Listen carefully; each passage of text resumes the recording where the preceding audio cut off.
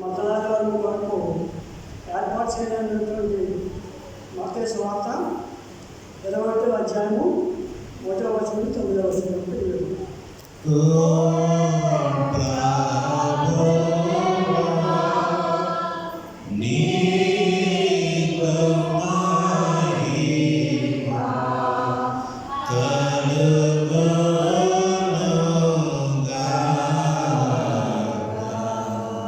తరువాత యెరూషలేమునకు సమీపించి ఒలీవ చెట్ల కొండ దగ్గర ఉన్న బేత్ఫగే గేటు వచ్చినప్పుడు యేసు తన శిష్యుల ఇద్దరు చూచి, మీ ఎదుటనున్న గ్రామములకు వెళ్ళగానే కట్టబడి ఉన్న ఒక గాడిద దానితో ఉన్న ఒక గాడిద పిల్లలు మీకు కనబడి వాటిని విప్పి నా ఎదుట తోలుకున్నదండి.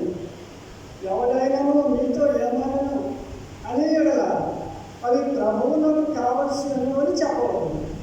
వెంటనే అతడు వాటిని తోలి పెట్టినని చెప్పి వారిని పంపాడు. ప్రవక్త వలన చెప్పబడినది నెరవేరినట్లు ఇది జరిగింది. అదేమనగా, ఇదిగో నీ రాజు సాధువుకడే గాడిదను బాలాహ పశువు పిల్ల అయిన చిన్న గాడిద ఎక్కి నీ యొద్దకు వస్తున్నాడని సీయోను కుమార్తె చెప్పింది అనినది. శిష్యులు వెళ్ళి యేసు తమకు ఆజ్ఞాపించిన ప్రకారం చేసి ఆ గాడిదను దాని పిల్లలు తోలుకొని వచ్చి వాటి మీద తమ బట్టలు వేయగా ఆయన బట్టల మీద కూర్చొని జనసమూహంలోనూ అనేకులు తమ బట్టలు దారి పొడుగునా పరచరు. కొందరు చెట్ల కొమ్మలు నరికి దారి పొడుగునా పరచరు.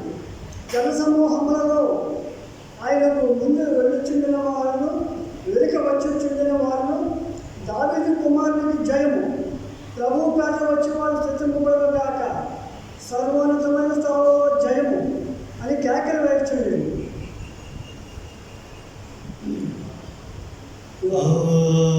క్రీస్తు